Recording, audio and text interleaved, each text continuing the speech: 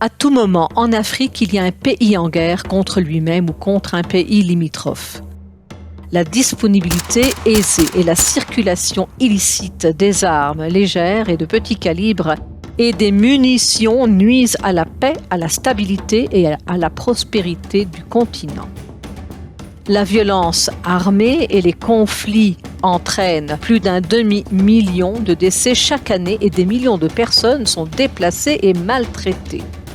Rien qu'en 2020, plus de 1700 événements distincts de violences politiques ont été enregistrés. L'instabilité politique permanente limite les perspectives et accroît les situations de vulnérabilité. Il y a trop peu d'opportunités pour les jeunes et cela mène au désespoir ou à la colère. L'extrémisme politique est en hausse.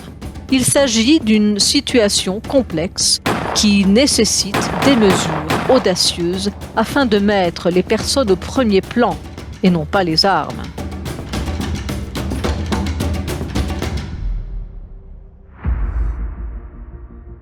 En Afrique aujourd'hui, près de 80% de toutes les armes légères sont détenues par des civils. L'Union africaine assimile l'impact des armes légères et de petit calibre, entre parenthèses ALPC, telles que les AK-47 aux armes conventionnelles et nucléaires.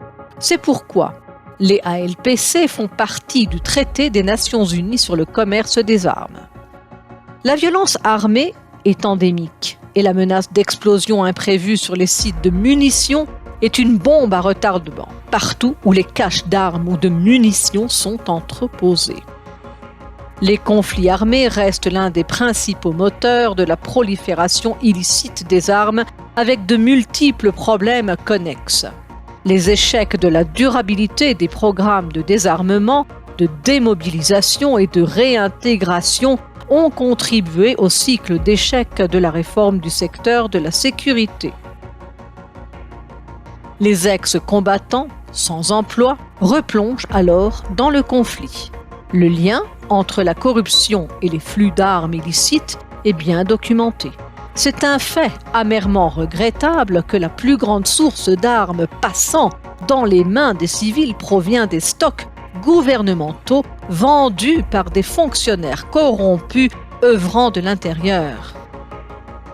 Le crime est transnational. Il y a un afflux constant d'armes illégales provenant de l'extérieur de l'Afrique. Beaucoup de ces armes sont détournées des stocks gouvernementaux. Des programmes multisectoriels sont nécessaires pour relever ces défis. Pour qu'ils rendent leurs armes, les citoyens africains ont besoin de stabilité. Ils ont besoin de gouvernements auxquels ils peuvent faire confiance pour leur sûreté, leur sécurité et leur économie. For me, I see silencing the guns in two ways. As the physical dropping of the guns, which is very important, but I believe that we must also focus on development to offering alternative livelihoods. Let us invest in our people to be able to silence the guns. En 2017, l'Union africaine a lancé une initiative visant à faire taire les armes à feu en Afrique d'ici 2020. Bien que cette initiative pour faire taire les armes ait les meilleures intentions, celle-ci n'a pas fait beaucoup de progrès. La date limite est passée. Et maintenant, la nouvelle date cible a été fixée à 2030.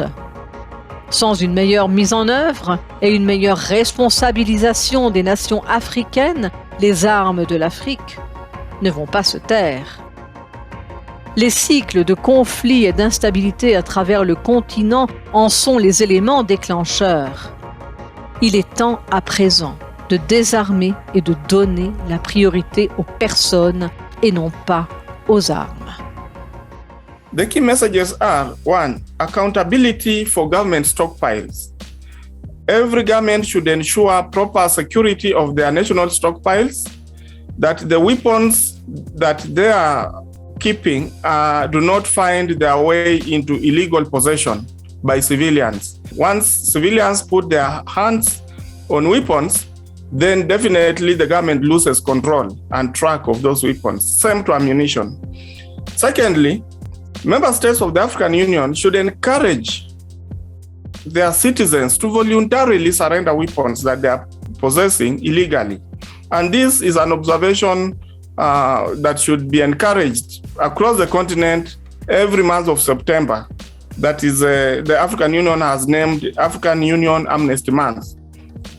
Thirdly, African countries should invest in ending conflict within their territories.